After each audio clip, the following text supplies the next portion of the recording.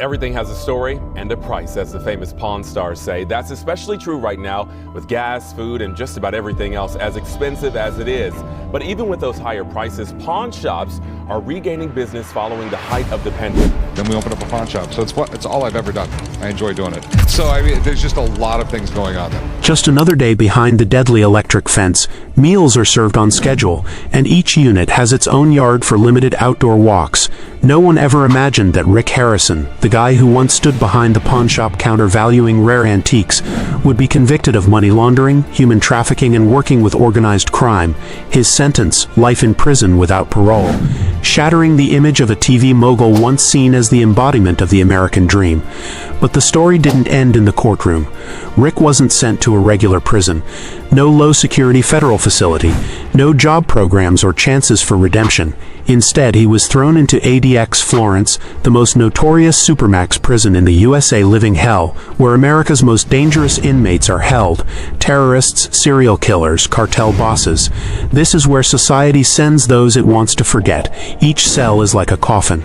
And Rick, once surrounded by luxury, was now trapped in a cage of monsters. What happened inside this so-called living graveyard? Why did he become a target? The nightmare began. After over 8 months of investigation and tense trials, the verdict came down. Rick Harrison, former reality TV star, was sentenced to life in prison with no chance of parole. His crimes, major money laundering, aiding human trafficking, and ties to organized crime, shocked the public. But what stunned Rick wasn't the sentence, it was where he was headed. ADX Florence in Colorado, nicknamed the Alcatraz of the Rockies. It's America's harshest maximum security prison, maybe the toughest in the world. Far from any town, surrounded by cold winds and nothing but desert, ADX holds inmates too dangerous for the regular system. Like the Unabomber, El Chapo, and the Shoe Bomber. With cells like tombs, inmates spend 23 hours a day in solitary. Meals pass through a slot. Fresh air allowed only 1 hour in a roof cage. Rick wasn't like them. He was a fallen businessman, not a killer. But to the system, that didn't matter. The day he arrived, shackled and hooded, felt like a scene from a movie, except this one had no happy ending. Rick, once surrounded by luxury in a Las Vegas mansion, now found himself in a 7 by 12 feet cell. No windows, no voices, low ceilings. His bed was a concrete slab with a thin mattress. A steel sink was fused with the toilet. Fluorescent lights stayed on all day and night. The air reeked of mold and bleach thick enough to choke. Silence ruled, just the clank of locks and the cold voice from the intercom. On day 1, Rick screamed, banged on the door, begged. The only reply, "Get used to it." That phrase buried his old life for good. Stripped of all freedom, Rick spiraled. He refused food, threw up from heat and stress, couldn't sleep. When he did, nightmares tore through his mind. Visions of being humiliated, mocked. The thought that this was his life forever made him curl up in panic. Worse than the cell were the nearby inmates, men he'd only seen on the news: killers, bombers, poisoners. Now they were his neighbors. Every noise, a chuckle, a thump, a song felt like a warning. He learned fast. No one helps for free, with no power or protection. Rick had one thing: fear. And in ADX, fear makes you pray. The hunted Rick was now in the crosshairs. In prison, it's not rules that control behavior. It's the code. The strong dominate, the weak are targets, and the most hated get hit first. For Rick, fame was once an asset. In prison, it turned him into prey. He wasn't seen as someone recognizable. He was seen as easy pickings to veteran inmates. To them, Rick was strange. He didn't come from gangs or the streets. He came from TV. That made him vulnerable.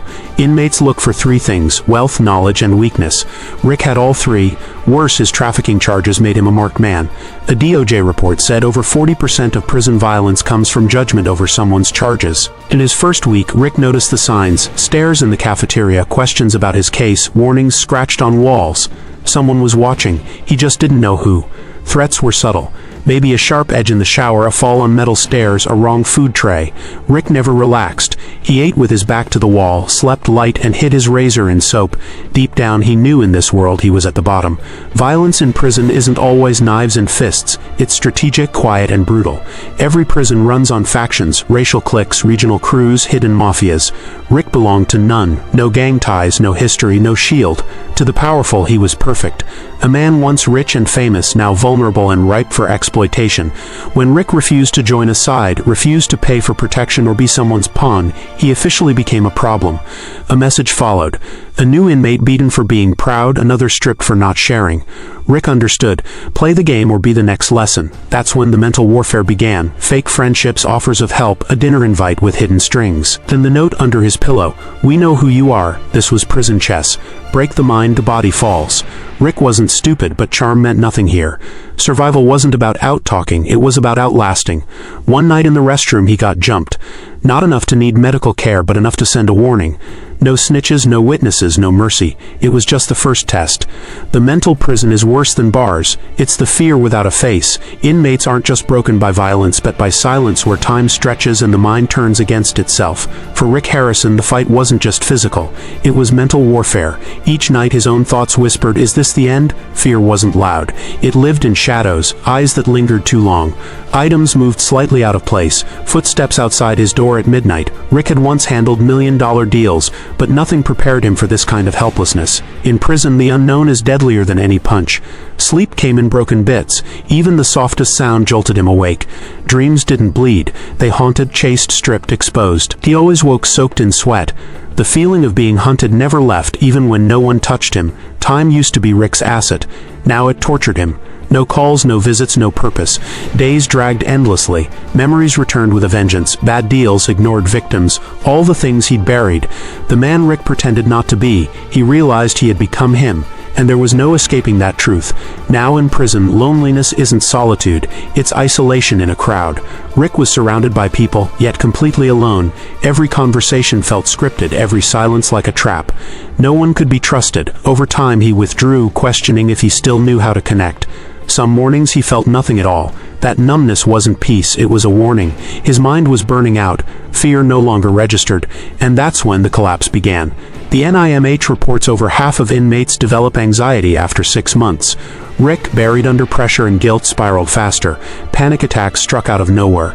Just a strange noise could send him trembling, staring at the door drenched in sweat. He second-guessed everyone, even brief kindness. Was it real or bait? One day, Rick sat frozen for hours, unsure why he was even there.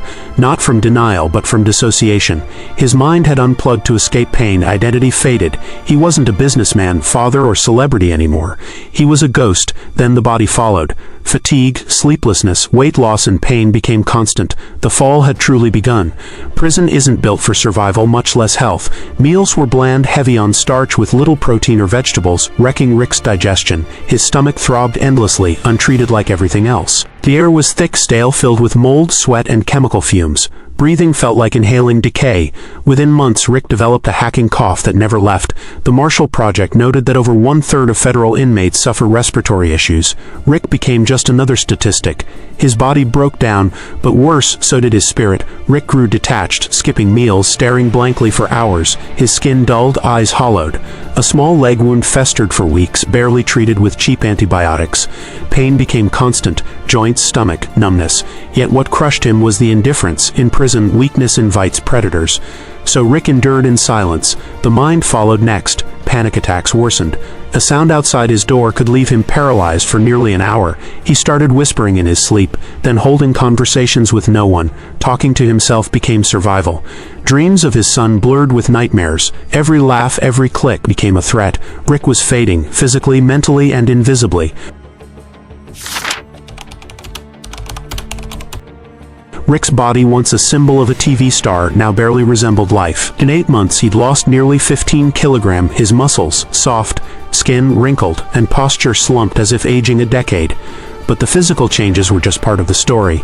Inside, he had begun to accept a slow death, not by violence, but through the gradual decay of his cells. In a letter he never sent, Rick wrote, "I don't think I'm a person anymore. Every day I wonder if it's worth surviving. I keep going not because I want to, but because I don't know what else to do." The prison didn't need to torture him. His own mind had already given up. Prison's cruelest toll wasn't the shackles or cold walls. It was the stripping away of identity. Rick entered with a past, businessman, public figure, TV star. But over time he became just another number. Inmate number 90,476,173. His name, his history faded into the background. No one asked about his past or even cared. Slowly, Rick stopped mentioning it too. The silence and routine eroded his memories, and soon even he began doubting his former self. He referred to himself only by his number. His dreams replaced with images of prison, no longer the man he once was. In prison, no one listens to you, Rick once protested, being held in solitary beyond the legal limit, filing complaints and requesting hearings only to be labeled disruptive. Eventually, he stopped speaking up. His words, whether reasonable or desperate, were ignored. In a world where no one cared about his opinions, Rick began to question the value of language itself. Once influential, now his voice was irrelevant. In an incident with aggressive inmates, he tried to explain himself only to be dismissed. "You talk too much, faker." The loss of self wasn't just from others, it was internal.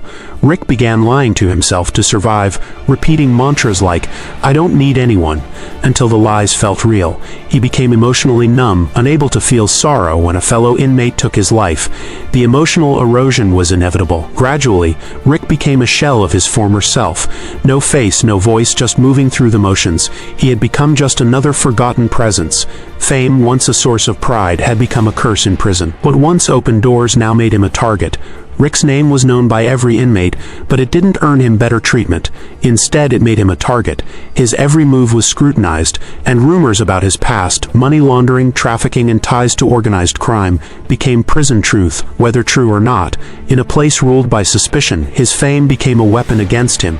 Inmates used his past to humiliate him with taunts about his supposed crimes. "Hey, billionaire," one jeered, while another mocked him at lunch. No one cared about the truth. To them, Rick was a symbol of the system they despised, a man who once had everything and now was an easy target. He tried to explain, but no one listened. His public image was torn apart daily, mocked by inmates and even guards. Rick was treated more harshly, not because his crimes were worse, but because he once stood higher than the others. In prison, Rick wasn't just paying for his actions. He was paying for who he used to be. His past was used as a weapon, constantly thrown in his face, reminding him of everything he once was.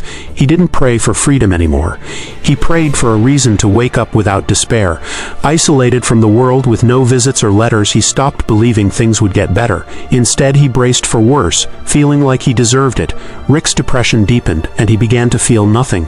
The man in the mirror was a stranger, emotionless. The idea of disappearing seemed less shocking. He never attempted suicide, but the thought lingered, especially in moments of vulnerability.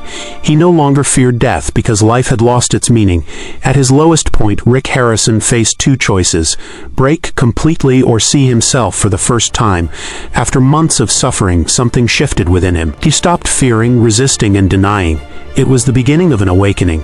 Slowly, memories and regrets began to connect.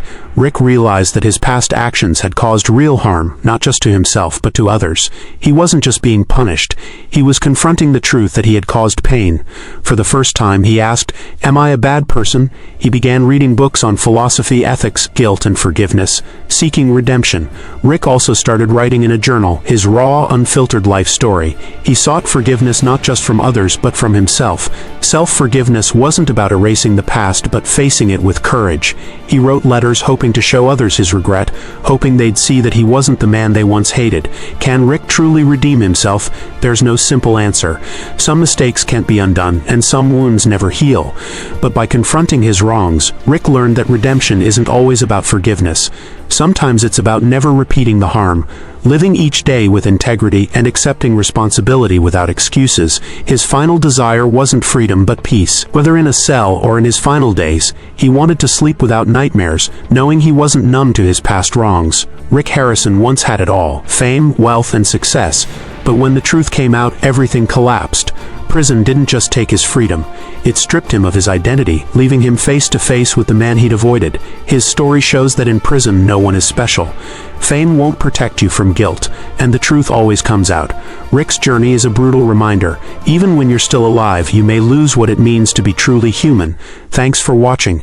Don't forget to like, share, and subscribe so you never miss out on the latest updates. Stay tuned, and we'll see you in the next video.